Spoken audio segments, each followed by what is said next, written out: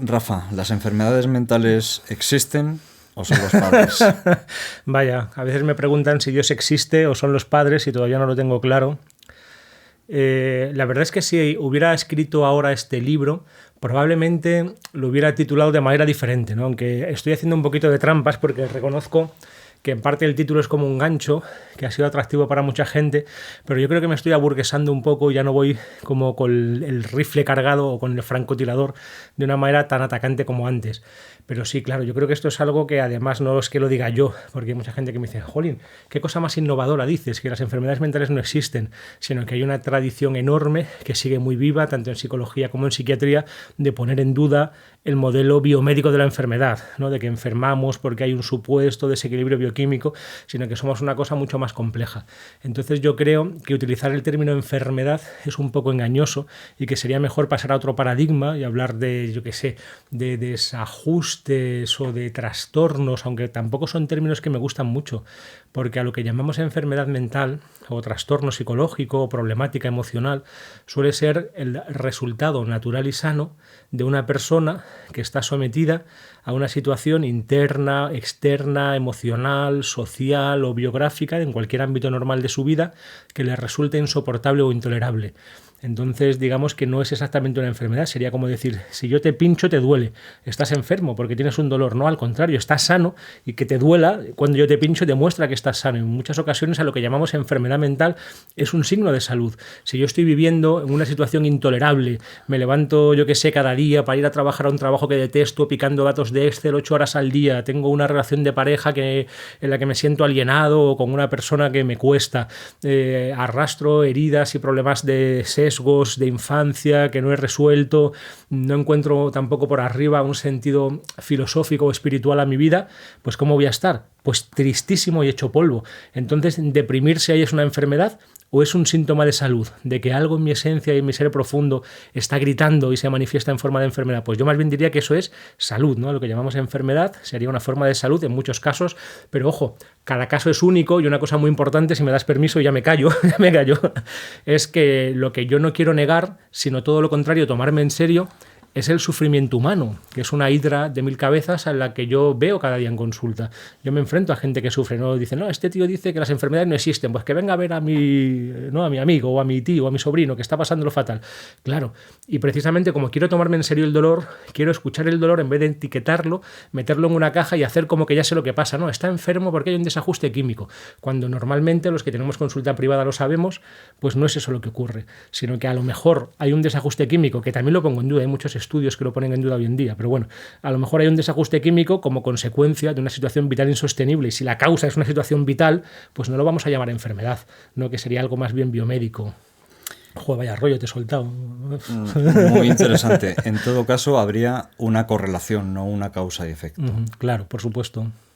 Y a lo que llamamos o llama el modelo oficial enfermedad o trastorno es algo más complejo, siempre es más complejo, ya que el ser humano no funciona como estímulo-respuesta, ni siquiera como una rata de laboratorio, claro, sino como algo mucho más complejo. Y la etiqueta diagnóstica, en algunos casos, o en la mayoría de los casos, puede ser una limitación, tanto para la persona como para el propio proceso terapéutico. Claro, claro, así lo entiendo yo, ¿no? Yo siempre digo, como tú bien sabes, que el ser humano es la realidad más compleja conocida. Y entonces pueden ir mal muchas más cosas que en otros ámbitos, ¿no? Pues yo que sé, un chupete es muy difícil que falle porque tiene un mecanismo muy sencillo. Un ordenador es mucho más fácil que falle porque es mucho más complejo. Un ser vivo, pues es aún mucho más complejo, ¿no? Y un ser humano que es que no sabemos ya ni lo que es, ¿no? No sabemos ni cómo empezar a definir qué es lo humano. Ya se presenta desde su definición y desde el principio como problema, pues es de una complejidad casi infinita. Y además es una complejidad paradójica porque nosotros mismos somos humanos intentando definir qué es lo humano, lo cual no está claro ya de entrada tampoco si es posible. Entonces es un terreno muy delicado como para venir ahora desde algunas escuelas de psicología tal vez un poco excluyentes, que es un mal que puede aquejar a casi cualquier escuela, a decir, no, yo ya sé lo que es el ser humano, es esto, pues yo que sé, un juego de conductas o un inconsciente o una trayectoria existencial, ¿no? Y reducirlo a una única dimensión más o menos exclusiva y excluyente.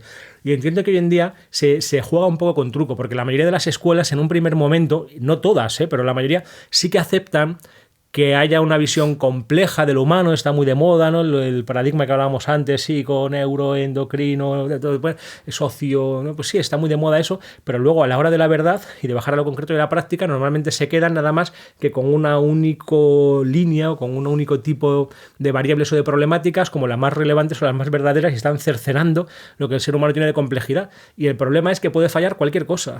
Yo puedo tener un problema por aspectos de infancia no bien digeridos o no bien asumidos, que es muy habitual.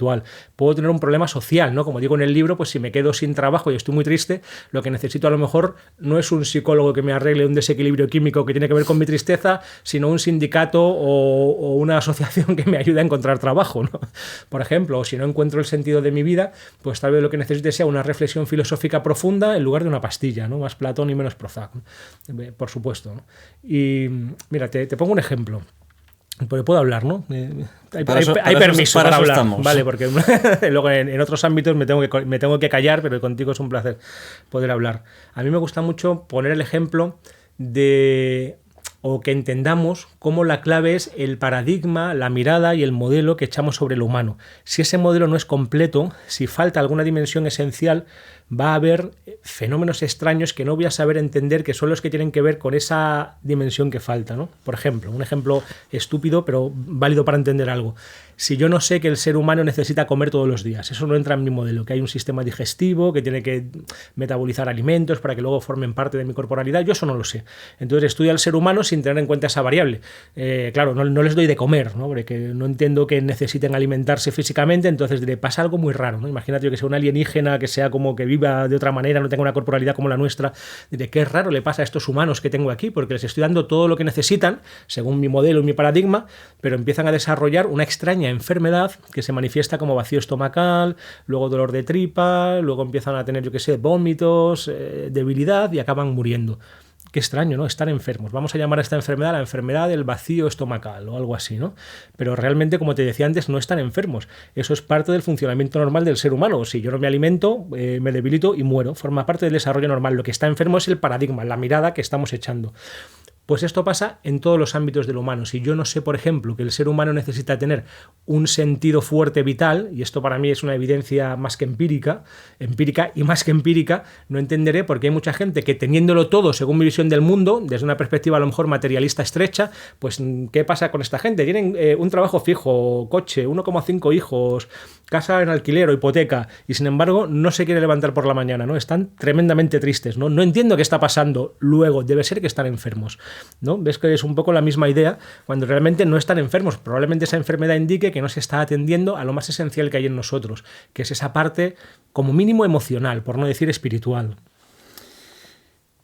Así lo veo. Es una consecuencia también de una sociedad que fomenta el ocio, el consumo, la huida del malestar, del dolor, como indicas en tu libro. Sí, eso es.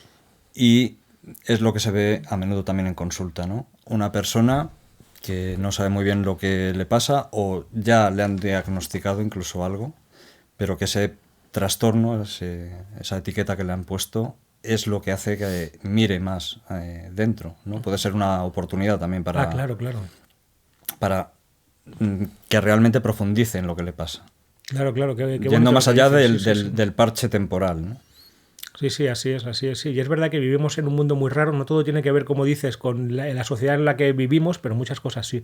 Que vivimos en un mundo que no está siendo responsable o está siendo muy negligente con los aspectos profundos de la experiencia humana. Y es que yo diría que hay como una cualidad antropológica básica, que es que si la vida humana no tiene una cierta hondura, que si no estamos al servicio de algo un poquito serio o importante, no merece la pena ser vivida. O sea, el peso específico de llevar una vida humana no merece la pena. Entonces me siento vacío, triste, cansado, ¿no? Como tanta gente que viene ahora. Y entonces hay que tener o una solución, digamos, dualista, en la que yo encuentro un sentido vital concreto y pongo mi vida al servicio de eso, de algo mayor que yo mismo, para que dé sentido a mi vida, o sea una familia, un trabajo, pero un trabajo vocacional, o un desarrollo de una obra artística o social o científica o filosófica, o una solución ya más Vedanta Advaita o más no dual, en la que la propia vida misma, vivida desde la máxima hondura posible, pues lleguemos como a una, digamos, a un saboreo, a una experiencia que vaya más allá de mi limitación individual, ¿no? De mi ego encapsulado, ¿no? Algo así. Y si no, pues la vida ya no merece la pena, ¿no? Pero no sé si me preguntabas esto o otra cosa. Sí. ¿Sí? ¿Puede haber Vale. una psicología profunda sin la espiritualidad, sin el apoyo de la espiritualidad, sin la filosofía? Ay, es que no sé qué responderte porque me tachan de magufo, ¿sí? Porque para mí la respuesta clara sería totalmente imposible. No puede haber una psicología profunda y verdadera desgajada de esa totalidad que somos. Como decíamos antes, el problema es para mí lo que yo llamo la sinécdoque, tomar una parte por el todo y decir solo hay una parte, por ejemplo, esta psicología pretendidamente científica separada como de la totalidad de la visión del humano, que incluye lo filosófico, lo antropológico, lo sociológico, histórico y mucho más. Entonces ese gajito separado no es nada en sí mismo, no tiene sustento ni fundamento y nos acabará llevando a este problema de que tenemos un paradigma muy estrecho, entonces no entenderemos lo que pasa y necesitaremos acudir a al deus ex machina o a la logomaquia o a la invención de las enfermedades, ¿no? De que, bueno, pues como no entiendo lo que pasa, alguien que tenga una carencia espiritual, como esto no entra en mi modelo, sin embargo lo espiritual es esencial en lo humano, pues diré que está enfermo, ¿no? Como te decía antes. Y lo que decías de las etiquetas, voy a hacer una reflexión que estoy haciendo últimamente, que yo estoy viendo algo que me parece a mí que no se ha dado nunca en la historia de la humanidad en cuanto al diagnóstico psicológico y psiquiátrico, que es que hay mucha gente que precisamente porque tenemos un paradigma muy estrecho o un modelo de lo humano muy limitado en el mundo materialista occidental moderno, hay tantas personas que están sufriendo porque no saben lo que les pasa, que vienen como es que no sé qué me pasa, pero estoy fatal, ¿no? Tengo ansiedad o depresión, que sean como síntomas de ese malestar profundo, que están deseando ser diagnosticados para tener así por lo menos algo que puedan agarrar y una explicación concreta de lo que le pasa, ¿no? Entonces vienen al psicólogo o al psiquiatra esperando tener un diagnóstico para así poderse entender mejor a sí mismo, ¿no?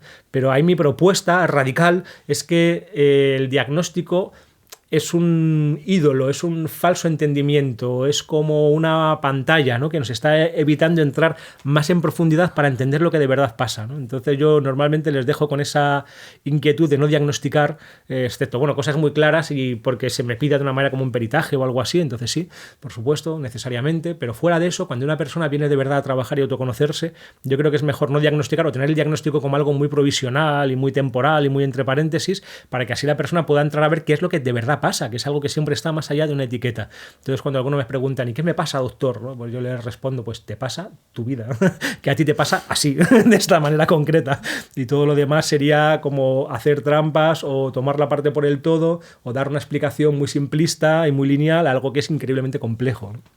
De ahí que sea también bastante común que una persona que tiene un trastorno o es diagnosticada con un trastorno concreto, con el tiempo evoluciona a otro trastorno. Claro.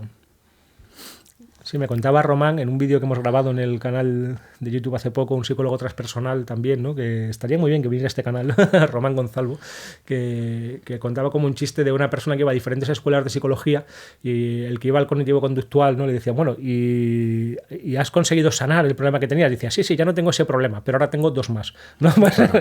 Eso, ¿no? El que va al psicoanalista decía, ¿y tú has conseguido sanar tu problema?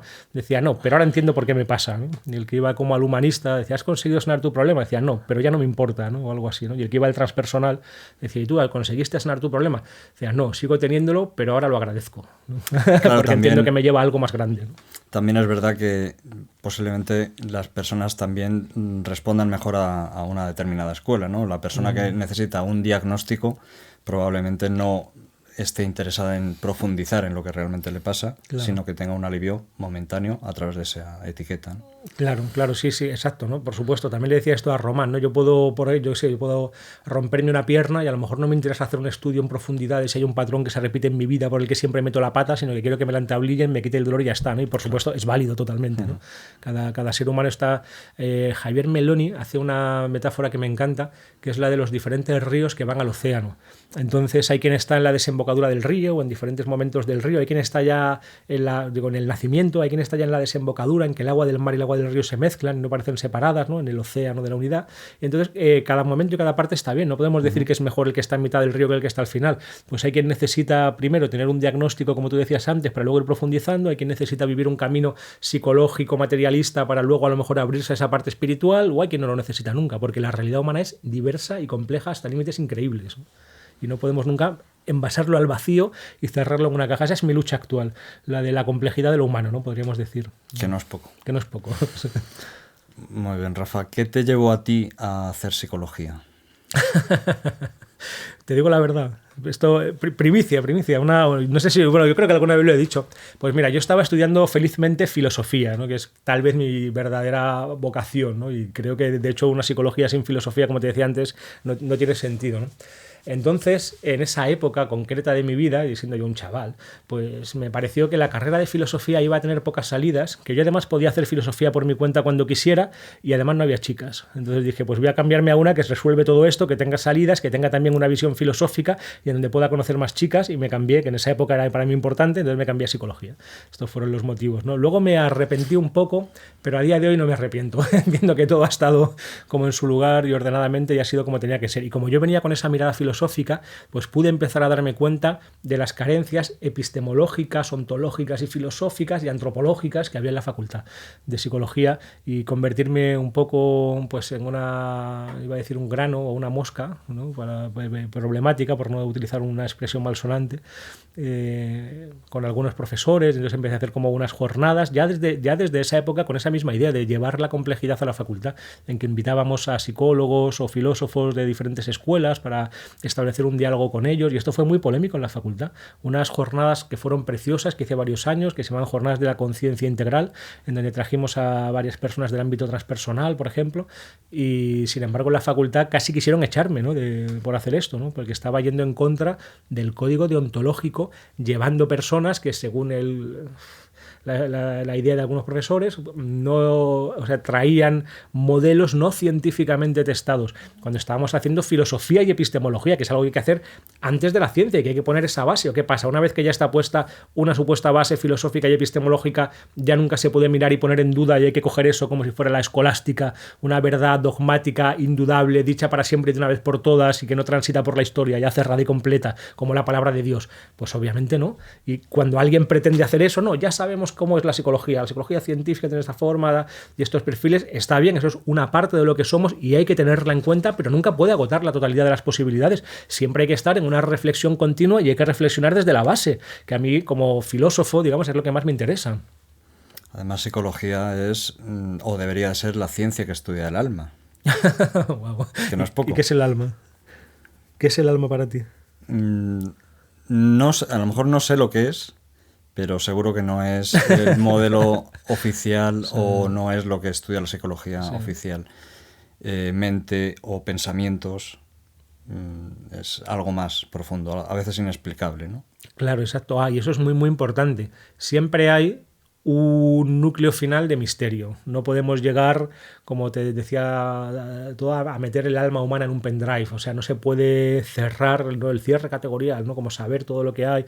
No se puede, porque si somos realmente sinceros y nos miramos para adentro, al final lo que hay es un núcleo misterioso, que no sabemos lo que es, no sabemos qué somos, no sabemos qué es la realidad, no sabemos qué es el universo, no sabemos cómo nos relacionamos con el mundo, no sabemos qué es dentro y qué es fuera, no sabemos qué es la conciencia, ni de lejos, que ahora también se oye mucha gente que desde el ámbito de las neurociencias parece que la conciencia es una cosa también muy clara y muy sencilla, que se puede pesar y medir y tocar con las manos, y eso no es así, ¿no? Es una cosa infinitamente más compleja, y a lo que probablemente nunca lleguemos a una verdad cerrada, ¿no?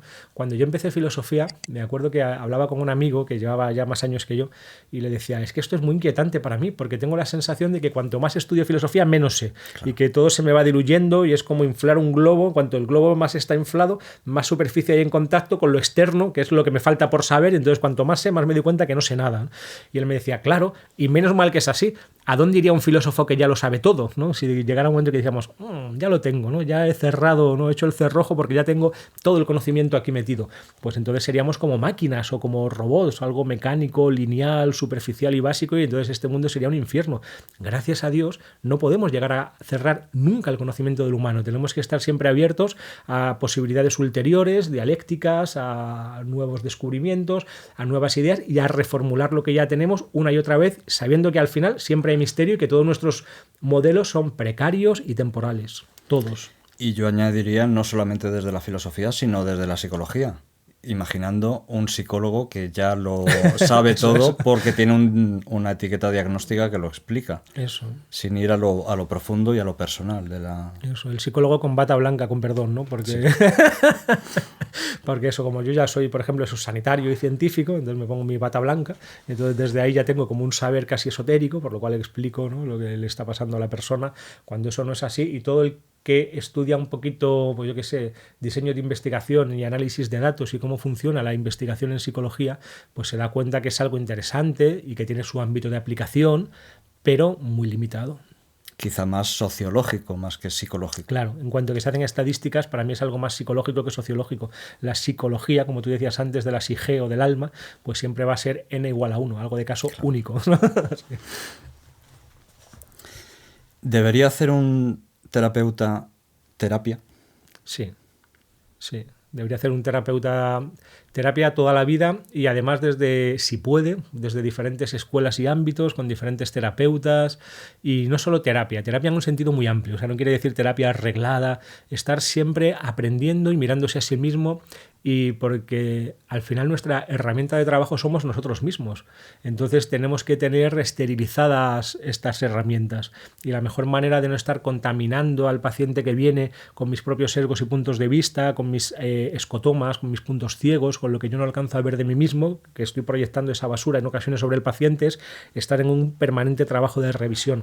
Y las escuelas que no promueven esto, que hay algunas, inevitablemente, por cómo se da la propia relación paciente-terapeuta y las transferencias emocionales tan brutales que se dan en ese espacio, van a estar teniendo juegos proyectivos continuos.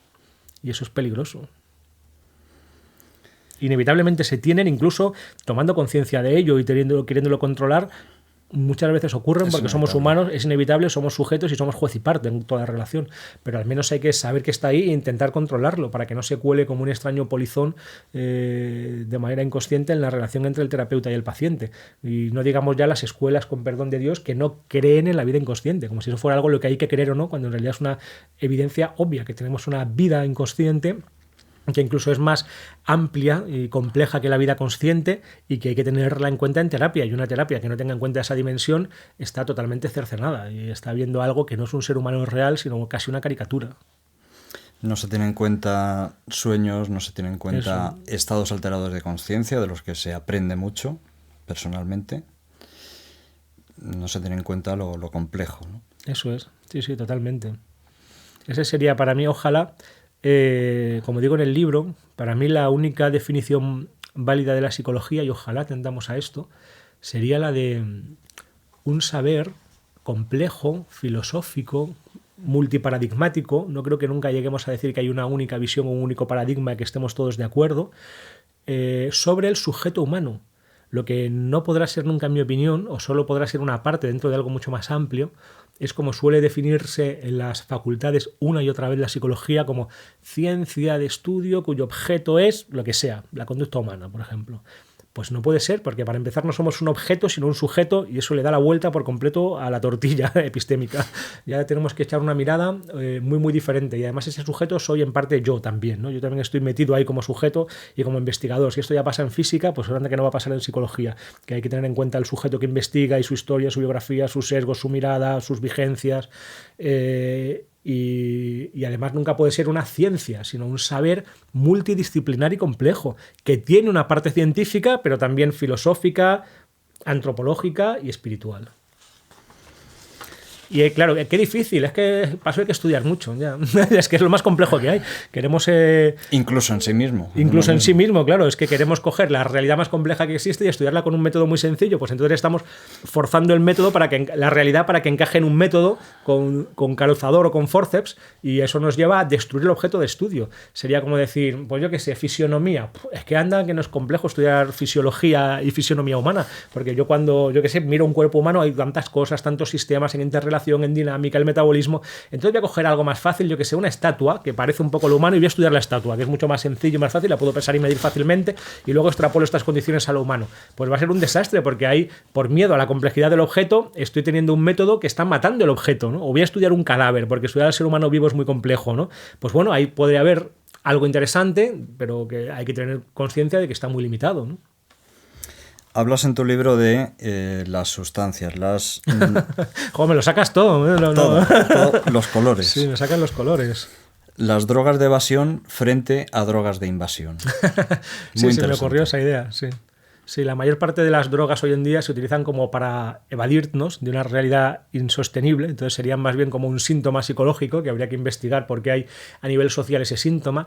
Para mí es raro, voy a decir algo como ya de abuelito, ¿vale? Una cosa así como muy políticamente incorrecta o tal vez un poco conservadora. Para mí es raro que esté totalmente normalizado en una sociedad que haya una enorme cantidad de gente, ¿no? Sobre todo gente joven, que todos los fines de semana sale 2, 3 o 4 días a emborracharse en una discoteca oscura con una música imposible para intentar así relacionarse entre ellos, o sobre todo chicos con chicas o chicas con chicos, y que eso esté como, y luego llegar con una resaca tremenda el lunes y a veces incluso con otro tipo de sustancias, y que eso esté totalmente normalizado y que no se pueda ni siquiera criticar porque pareces como un carca, me parece raro, por lo menos algo que hay que reseñar, y creo que eso a nivel social funciona como funcionaría un síntoma en una psique individual. Y esto lo podríamos llamar evasión, sí, porque estoy intentando escapar de mí mismo, ¿no? Pero hay otro tipo de sustancias que casi como un juego de palabras, ¿no? Yo he llamado de invasión, porque me invaden, quieras o no, y me hacen entrar dentro, o se meten dentro de mi corazón y de mi mundo psíquico, quiera o no, que son lo que tradicionalmente también se podrían llamar visionarios o psicodélicos. Y claro que son sustancias que bien usadas, como ya incluso la psiquiatría se está abriendo a ello, a pesar de algunas caricaturas que circulan, bueno, en los medios tradicionales o en algunos canales de YouTube que con muy poco conocimiento científico hacen caricaturas de estas sustancias, pero vamos, más allá de eso, que es una gripe que se pasará, pues son lo más parecido que hay a los verdaderos psicofármacos, ¿no? Medicinas para el alma. Porque te llevan a verte a ti mismo, no a escaparte. Es que una medicina para el alma, si tal cosa existe, no puede ser algo que me quite unos síntomas, porque el síntoma forma parte de lo que soy, en consecuencia está matando una parte de mí, está como bordeando y rodeando mi mundo psíquico, y además con un tipo de sustancias que normalmente generan adicción, y es evidente que eso no es una solución a largo plazo. Puede tener un uso puntual, ya no soy como lo era tal vez antes un talibán antimedicación, puede que haya momentos que puntualmente y en usos razonables tenga sentido, pero siempre sabiendo que no curan. Las medicinas psiquiátricas no curan a largo plazo un problema y pueden generar adicción. Entonces hay que tratarlas con mucho cuidado y desmedicalizar mucho de lo que se ha medicalizado. Y precisamente este otro tipo de sustancias de invasión lo que hacen es ir a ese núcleo emocional problemático para poderlo como entender, integrar y diseccionar, que es de lo que se trata, de integrar todo lo que soy, no de como hay algo que no soy capaz de soportar en mi vida o en mí mismo, escaparme de esto, ¿no? Y esa teoría del desequilibrio químico, con perdón de Dios, pues cualquiera que investigue un poco por YouTube, podemos dar luego una bibliografía o una webografía, si quieres, para que pongas en el comentario del vídeo, no se mantiene ya, no se sostiene, ¿no? En los estudios, últimamente, los últimos estudios, bueno, los últimos no, ya llevan 10 años haciéndose estudios en los que ese supuesto desequilibrio o desbalance químico no se encuentra. Ni siquiera es fácil definir qué es un equilibrio químico refiriéndose al cerebro. ¿Cuál es el equilibrio? A mí que me lo digan, ¿no? Como hablabas de estas drogas de invasión o sustancias ontogénicas. Yo también me invento ese nombre, ontogénicas, sí, porque son manifestaciones del ser, entonces más que enteógenas me ha gustado ontogénicas, pero bueno, es también esto para marcarme un punto de originalidad y decir, qué guay soy, que me invento cosas. No... Me parece genial. Sí. Lo que hacen es ponerte un espejo. Un espejo del que no puedes escapar. Eso es, te invade. Te invade, te hace ver algo que está dentro y que a lo mejor no se ha mostrado anteriormente. Sí, sí. Oye, pues este libro que estás comentando tiene que ser interesantísimo. Pues ¿Qué libro es? Interesantísimo. Las enfermedades mentales no existen, son los padres, recomendadísimo para tanto psicólogos, yo diría en primer lugar, como para cualquier persona que quiera investigar un poco de qué se trata una psicología real también. Eso es. Y para mí está escrito pensando como en sobre todo estudiantes de psicología, pero a la vez para todo el mundo. Y está escrito con el mayor sentido del humor que he sido capaz, ¿no? Que hay alguna persona que esto la espanta un poco, pero yo creo que hoy en día es una cortesía de autor intentar que el texto sea divertido de leer. Lo más profundo yo ando que he sido capaz de reflexionar sobre estos temas y que sea divertido de leer. Es cierto que a lo mejor si lo reescribiera hoy en día, ese tono tan atacante y tan vehemente tal vez lo reduciría un poco, pero también entiendo que es una manera de ser cortés, que el libro te interpele de alguna manera, ¿no? Y lo hace. Rafa Millán es psicólogo, filósofo, escritor. Hasta ahora ha publicado Cómo ser sufí y morir en el intento, Las enfermedades mentales no existen, son los padres, Diario de un cocainómano, y es colaborador habitual en prensa y medios. Es psicólogo clínico, practicante del sufismo y dirige talleres de psicología y encuentros y meditaciones sufíes. Ha sido ilusionista profesional. Sí. Y es creador del canal de YouTube Psicología y Espiritualidad, junto a su mujer, la escritora Mardía Herrero, y es padre de 5 hijos. Eso es lo más del currículum. Bueno, psicólogo clínico no sé, porque como yo en mi época no había que hacer el PIR, gracias a Dios me salté esa parte. Entonces yo creo que soy sanitario, pero no sé si me puedo poner la etiqueta de clínico, no lo tengo claro. Esto habría que investigarlo. Yo creo que sí. Sí, yo creo que sí. Puede ser, o algo más. O algo más. Psicólogo posclínico. Mira qué interesante, la palabra clínica viene del griego klinos, que es cama, ¿no? Entonces, porque se trata de los saberes que tienen que ver cuando una persona está enferma y postrada en una cama. Entonces, que hablemos de psicología clínica tiene algo de paradójico, ¿no? Habría que buscar. Eso no lo sabía. Sí. Y yo a veces hago ya como una broma que los mismos que quieren levantar, ¿no?, al paciente del diván psicoanalítico les quieren ahora tumbar en otra cama que es la del clinos, la de la clínica, tomando las problemáticas de la vida en muchas ocasiones, no siempre, pero en muchas ocasiones como si fueran enfermedades, ¿no?, clínicas que te tienen postrado en cama, ¿no? Vale, sí. Qué interesante. Qué interesante, ¿no? ¿Hablamos de sufismo? Pero poco, pero venga, un poco hablamos, sí. Una introducción. ¿Qué es el sufismo? ¿Qué es el sufismo? Y tú me lo preguntas. Yo te lo pregunto.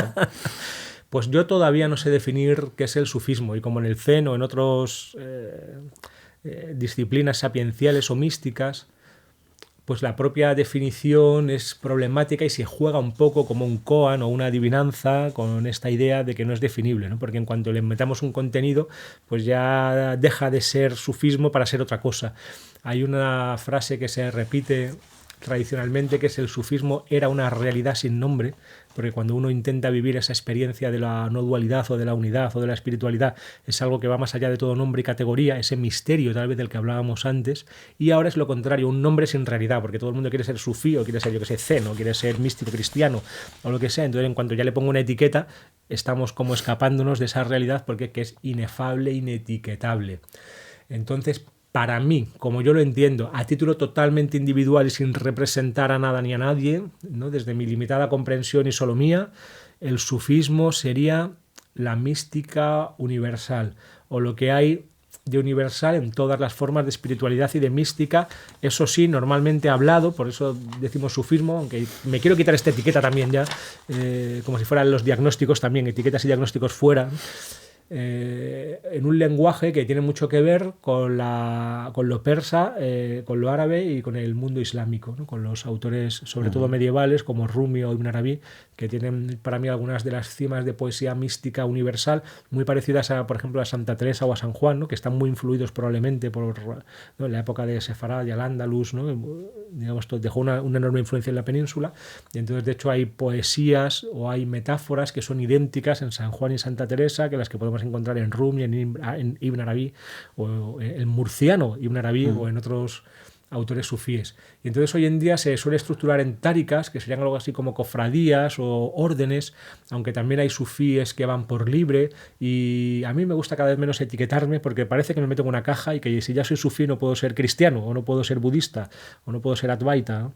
Y sin embargo esas etiquetas deberían de ser, como siempre, medios que nos lleven a un fin, para no caer en la sinécdoque de tomar la parte por el todo y pensar, como pasa en psicología, que mi camino espiritual, mi religión o mi tradición es la única verdadera y fuera de la iglesia no hay salvación y todos los demás condenados al infierno.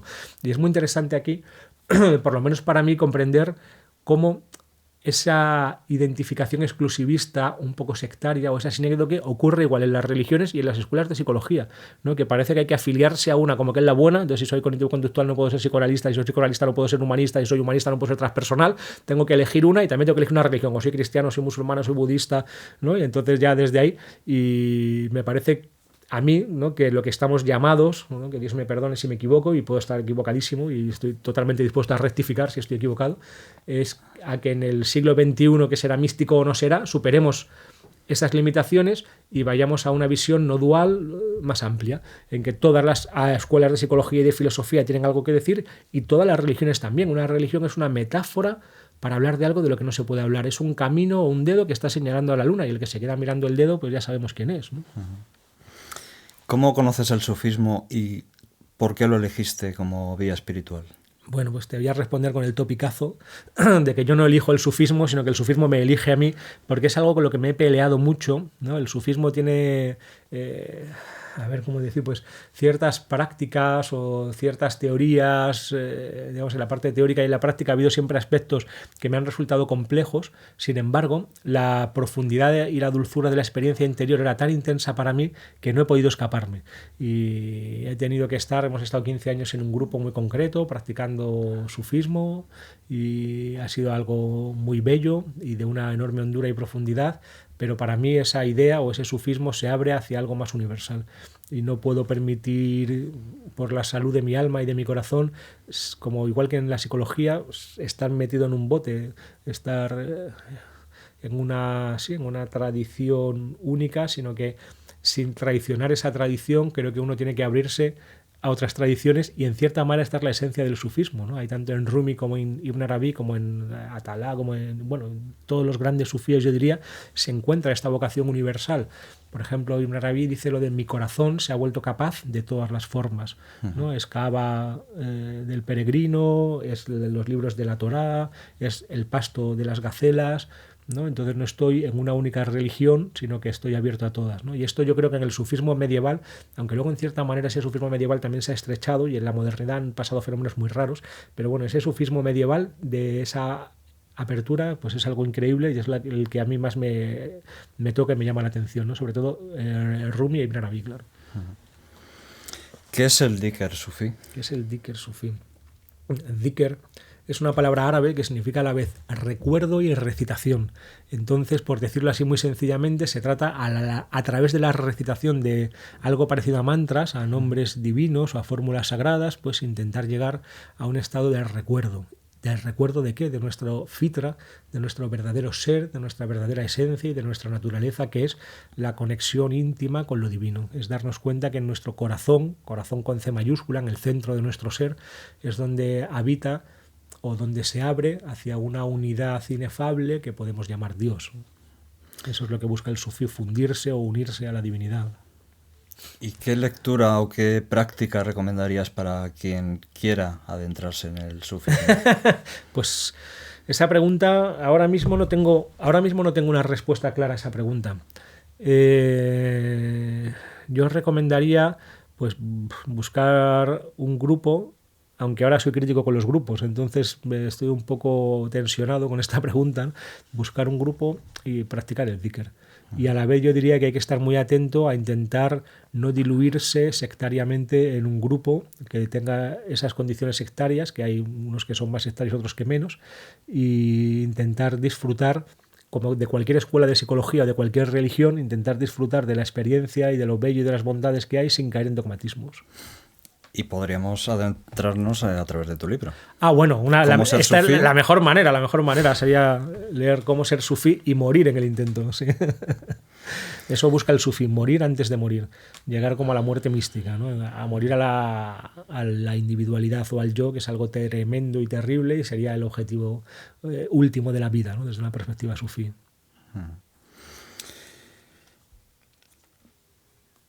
Miras los apuntes. Sí. Sí, ya estaremos llegando al final, ¿no? Sí. Sí. La última pregunta, Rafa. Venga. ¿Cómo influye o cómo afecta tu práctica dentro del sufismo como terapeuta? Vale. Hay un maestro sufí que es Javad Nurbakhsh, de la orden Nematolai, que es persa o iraní, que era psiquiatra, ¿no? Tiene varios libros y algunos súper interesantes, muy recomendable. Javad Nurbakhsh, un poco difícil de pronunciar.